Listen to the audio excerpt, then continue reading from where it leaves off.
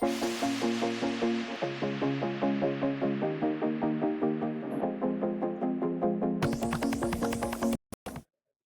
bon dimanche, j'espère que vous allez bien. De retour cette semaine avec une weekly prep après une semaine d'absence. Donc, on va revenir évidemment sur les dernières semaines brièvement. Par la suite, on va regarder un peu qu'est-ce qui nous attend pour la semaine à venir d'un point de vue calendrier économique et earnings, parce que la saison des earnings se poursuit. Et on va regarder d'un point de vue technique qu'est-ce qui nous attend cette semaine. Mais je veux aussi aller un petit peu plus loin sur la situation actuelle, qu'est-ce qu'on a, le risque en ce moment associé à ce genre de marché-là, puis discuter un peu de qu'est-ce qui drive tout ça. Donc, on va commencer par un retour sur la semaine passée. Puis, tu sais, j'ai pas fait de weekly prep, fait que ça remonte à 2 semaines, mais quelque chose qu'on avait discuté ensemble, c'était comme un fib extension sur le last drop, le golden fib de l'année passée également. Et tu sais, je mentionnais comme là-dedans, tu veux pas nécessairement, en fait, pas juste pas nécessairement, mais tu veux pas commencer à essayer de shorter ça. Intraday, il y a des opportunités, puis c'est en fait, même pour jouer du upside, il faut que tu aies des opportunités de retracement, sinon ça fait en sorte un peu une session comme vendredi passé où c'est juste straight up. T'as pas vraiment de chance de t'engager là-dedans low risk. En ce moment, ça marche, mais c'est quand même un mouvement qui est historique actuellement, littéralement. Puis tu sais, j'ai vu plusieurs personnes dire, ben c'est pas historique un rallye de 15%. Non, c'est vrai qu'un rallye de 15-20%, c'est pas historique. Mais là, c'est pas un rallye de 15-20%, c'est un pop de 20% après un rallye de comme 10. Fait que, tu sais, oui, mettons, en 2022, on a eu des retracements plus profonds et on avait des bear market rallies qu'on appelle, qui sont d'une violence où ce qu'on est habitué de voir ça, mais c'est pas un rallye qui nous smash les New Old-Timers avec un follow-through. Donc, qu'est-ce qu'on a orchestré comme rallye depuis littéralement l'intérêt qu'on avait? Ben, en fait, pas juste l'intérêt, le focus était bearish, c'est quelque chose que je me suis pas caché du tout depuis le début de l'année. Premier target était là, une fois qu'on l'a frappé, je vous ai dit, on va commencer à, personnellement, je pense qu'on va aller plus bas, mais on va quand même plus de bias jusqu'à preuve du contraire, laisser le temps aux choses de se mettre en place. Puis, tu sais, c'est un rallye qui a été orchestré de très, très, très, très belle façon. Tu sais, oui, le marché est manipulé en tout temps. Comme quelqu'un qui se plaint que le marché est manipulé ou quoi que ce soit, pour moi, c'est juste qu'il manque d'informations. C'est la game, ça a toujours été ça la game. OK? En ce moment, c'est sûr que c'est un autre niveau. Ça, c'est clair, net et précis. Mais tu sais, faites juste aller voir un peu l'historique des tweets, puis je vous invite à vous référer un peu à Sam Carson, quelqu'un que je respecte beaucoup dans le domaine de la volatilité. Mais tu sais, littéralement, là, le bottom qu'on a eu ici, c'est 2 jours avant, ben, une journée, deux sessions avant, Trump avait comme un peu laissé entre les lignes qu'on allait nuker l'Iran, littéralement. Puis, 48 heures plus tard, en simultané avec la fin du mois, plus gros OPEX ever, on annonce que, ah non, finalement, on a un deal en place, il n'y a aucun stress. Puis qu'est-ce qui arrive? Ben, le marché a littéralement réagi là-dessus. Puis après ça, on a juste fuelé ce narrative-là qui nous amène où ce qu'on est aujourd'hui. Fait que tu sais, c'est pas de se plaindre contre quoi que ce soit, c'est juste de comprendre le contexte, comprendre la situation. Euh, puis d'en profiter du mieux qu'on peut. Mais tu sais, c'est sûr que le rallye initialement était quand même un peu, je vais pas dire surprenant, mais comme il prend un petit peu off guard à quel point que ça a été violent. Mais une fois que c'est en place, je suis plus en mode comme, OK, on focus encore sur ces niveaux-là. Évidemment que c'est plus ça le plan, mais il faut quand même être conscient puis comprendre un peu qu'est-ce qui est en train d'arriver. Fait que tu sais, je reviendrai pas plus que ça sur la semaine dernière ou les autres semaines. C'est juste un grind up slash blow off qu'on est en train de voir. Il n'y a pas grand-chose à revenir. Il y avait pas grand niveau, là, si vous regardez la prep qu'on avait faite il y a 2 semaines. C'est plus un marché où ce que tu profites de la volatilité, autre que dire OK, je m'attends à un gros retracement pour ensuite me positionner heavy. Il n'y a pas vraiment de façon, il n'y a pas vraiment de niveau clé où ce qu'on dit c'est là qu'on veut aller. Par contre, la semaine passée, ça a quand même été intéressant de voir en début de semaine le genre de higher high sans expansion. Et par la suite, je mentionnais que mon focus était bearish, entre guillemets, vers le void qui est ici. On a eu une belle opportunité mardi, quand même une très belle session. Mercredi, initialement, j'aurais favorisé qu'on aille attaquer un petit peu plus bas. Finalement, on a réussi à supporter. Et après ça, les earnings. Le FOMC était mercredi, c'était un peu un non-event. Je mentionnais plus que ça allait être les earnings en soirée. Et comme de fait, on a vraiment spiké ça vers des new all-time high. Nouveau mois vendredi, gap and go également. Donc, la force qui demeure. Fait que c'est pas mal ça pour le retour sur les dernières semaines. Le SP500, si on le regarde brièvement, un petit peu moins de jus, mais tout aussi puissant, disons-le comme ça, particulièrement cette semaine.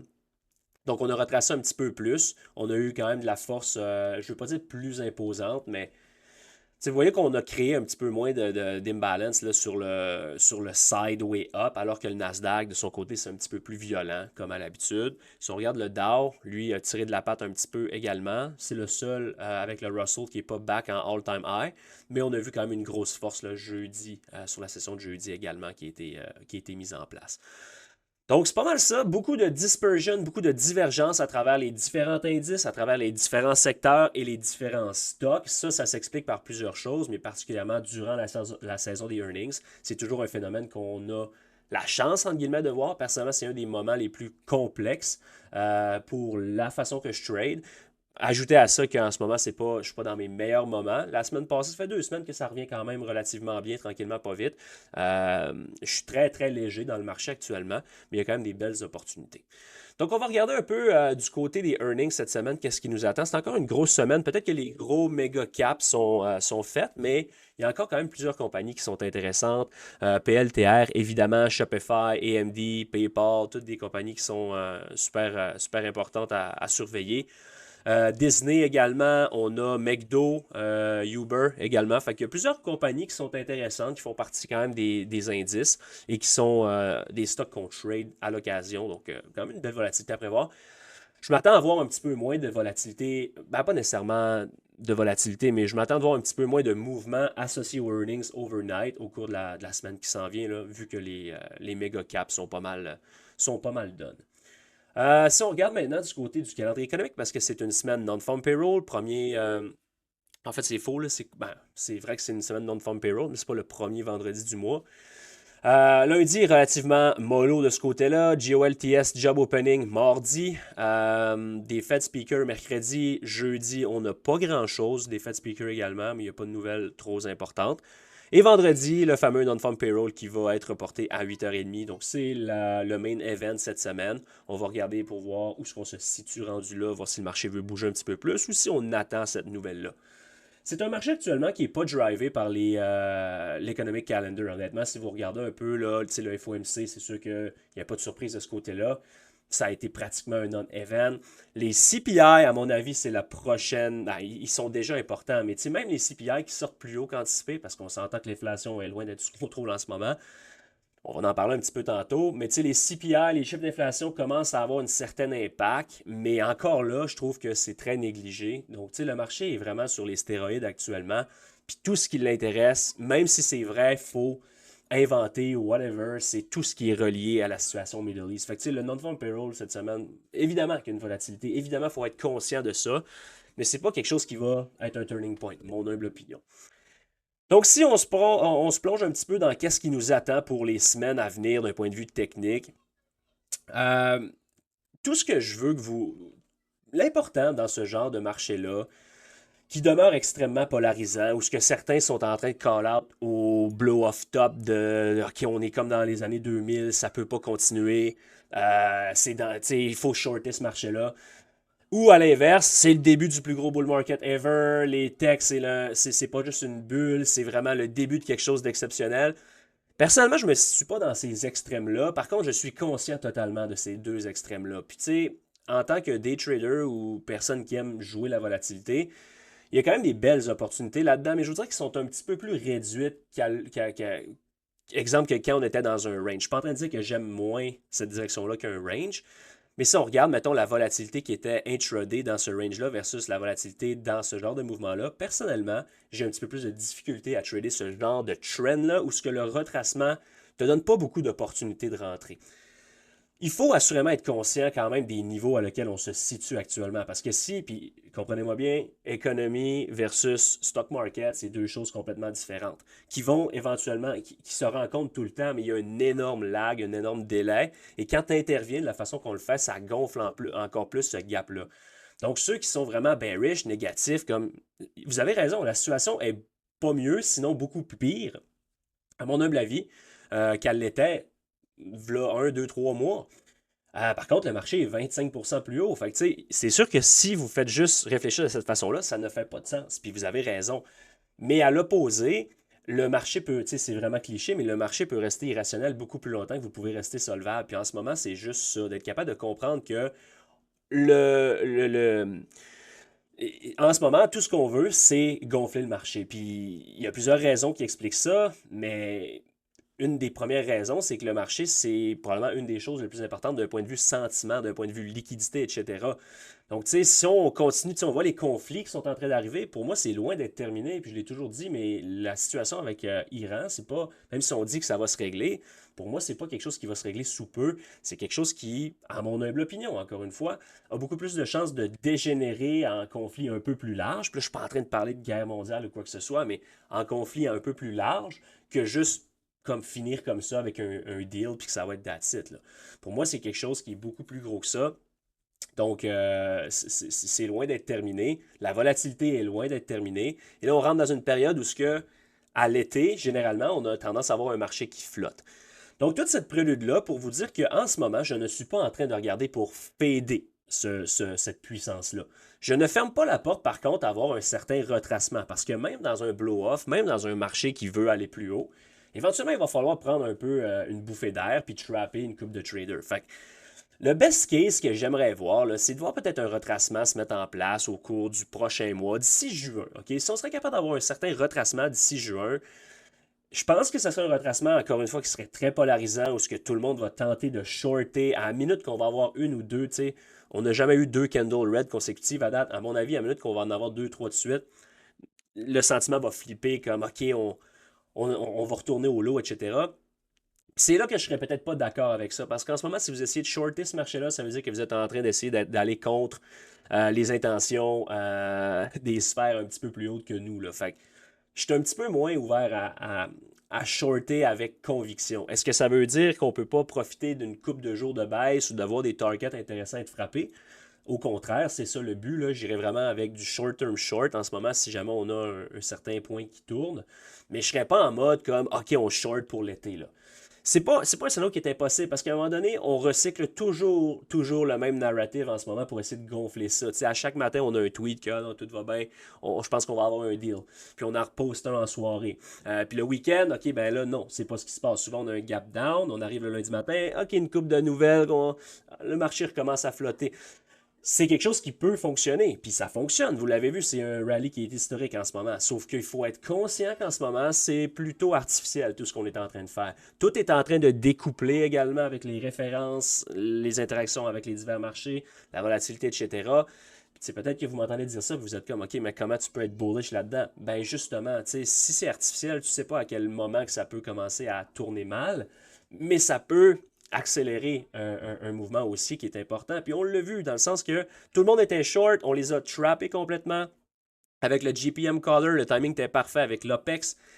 Les CT ont recommencé à rembarquer là-dedans, puis le retail, on hammer les calls qu'on voit ce push-là. Fait que tu sais, c'est pas, à mon humble opinion, ce n'est pas le moment d'être contrarian dans ce marché-là. Je pense qu'il faut prendre qu'est-ce qu'on a, jouer de façon un petit peu plus active, puis profiter de cette volatilité-là.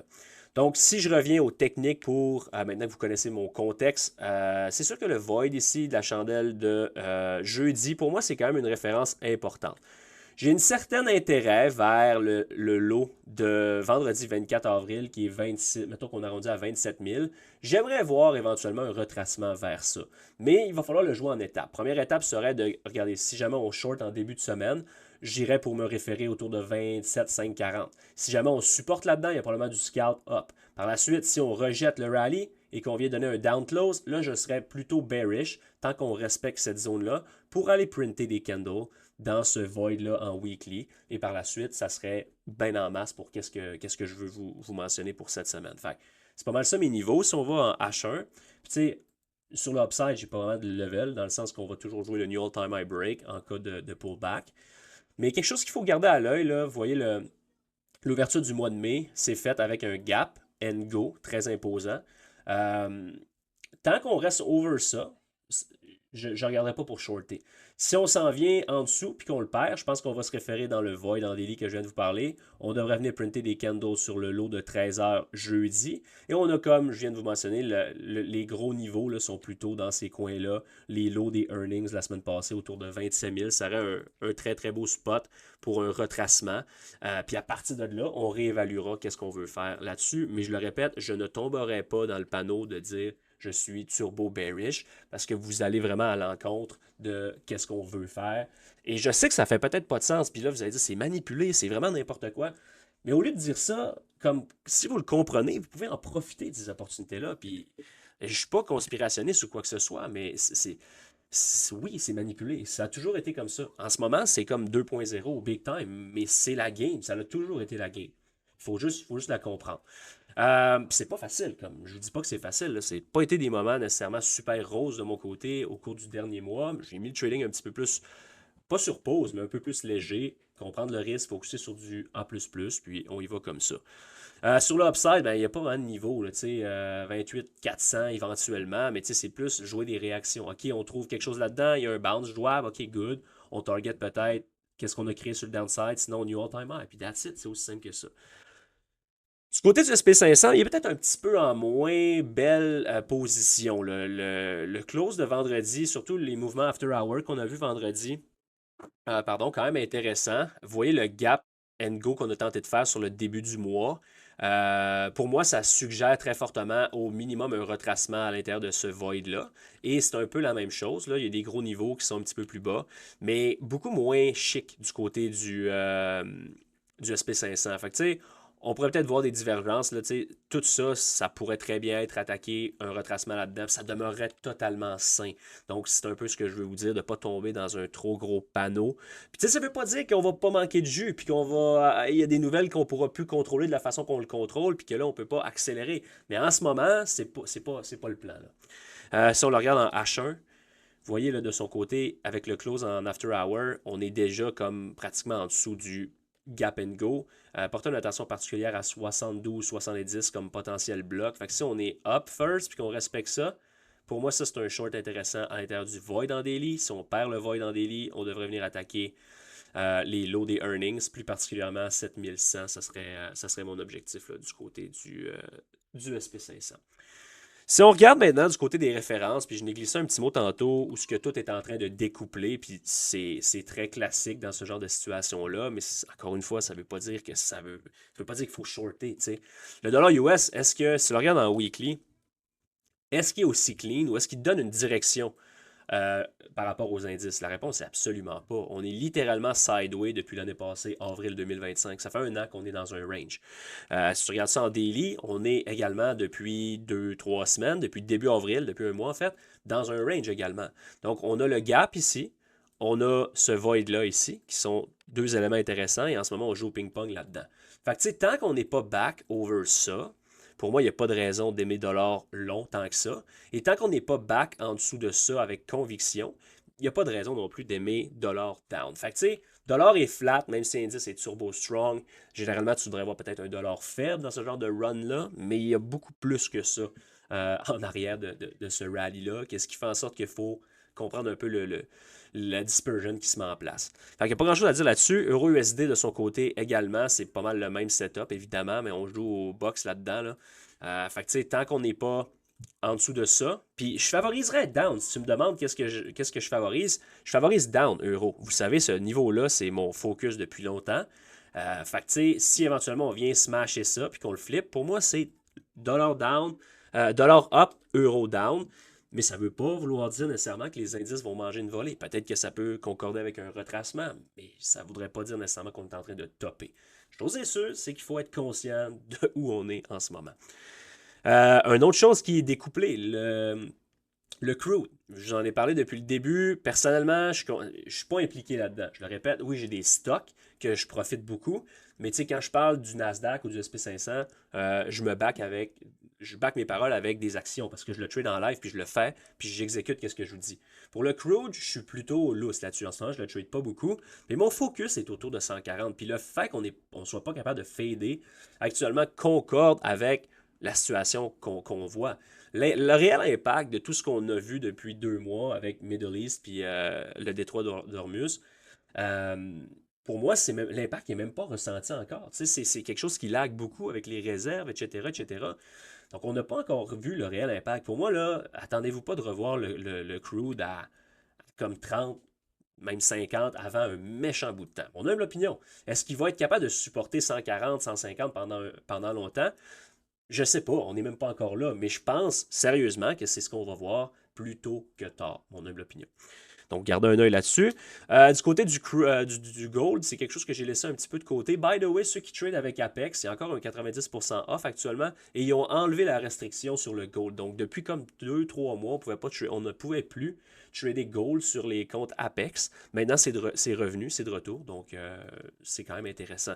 Pour ce qui est de gold, pour moi, c'est un range qui m'intéresse très peu. Tant qu'on n'est pas back over ça ici, 47-20, pour moi, ce serait no-go. Et si c'est le cas, j'aimerais quand même le long pour venir attaquer cette zone-ci. Si jamais, à l'inverse, on veut démontrer une rejection là-dedans, ben, je pense qu'on peut voir lower, mais j'ai pas une tonne d'intérêt lower sur gold, j'ai pas une tonne de niveau qui m'intéresse, donc pas trop intéressant. Du côté des large caps, ben, il y a eu des opportunités assez intéressantes sur le bounce. Microsoft en est un. Meta a mangé une volée sur les earnings, mais demeure quand même relativement strong. Apple, earnings up. Donc, on va laisser les earnings digérer un petit peu, mais dans le cas où personnellement, je continue à être bullish, c'est quand même un gros mot, là, parce que je suis pas en train de dire. C'est particulier, parce qu'on peut runner littéralement de 20-30% encore très très rapidement, de façon très très violente, avec tout ce qu'on a poussé. OK? C'est une possibilité.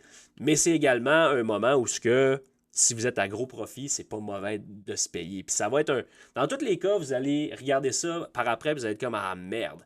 Merde, parce que soit tu as holdé trop longtemps puis tu te fais snapper dans un punch lower, ou ah merde, je suis sorti trop vite puis ça l'a vraiment juste blowé off. Fait que tu sais, la game, c'est pas la perfection. La game, c'est gérer vos risques selon votre plan de match, mais juste être conscient qu'en ce moment, on est-tu comme dans le début d'un Monster Blow-Off? On est-tu à moitié? On est-tu à mi-chemin? Ou on est dans le dernier leg? Tu sais, c'est là que c'est très difficile à gager.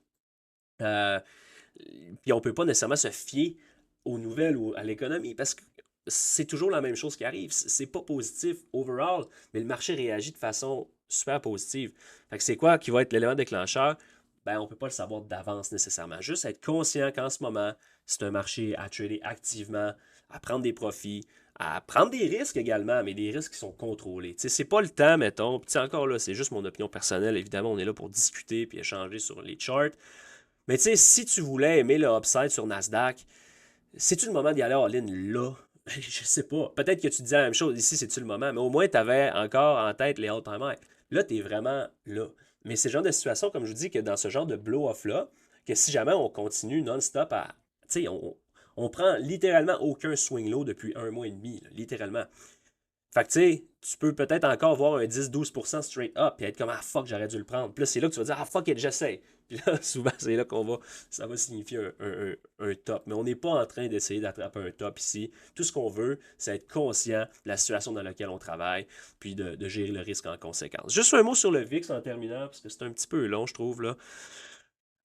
Mais tu sais, la volatilité est quand même autour de 17 en New All-Time High. Fait que tu sais, on n'est pas crush, mais on l'a vu builder un bid sur le FOMC des earnings et ben, les nouvelles ont été positives. Donc, VIX a crushé à partir de là et les indices ont été unleash un petit peu plus haut. Donc, assez intéressant de voir ça. Mais tu sais, juste même si le VIX pop à 22-23, on pourrait quand même voir ça et les indices up. C'est pas impossible. Fait que soyez prudents lorsque vous observez le VIX en ce moment. Mais je pense qu'il parle quand même pas mal avec le VIX à 17 malgré les all-time high.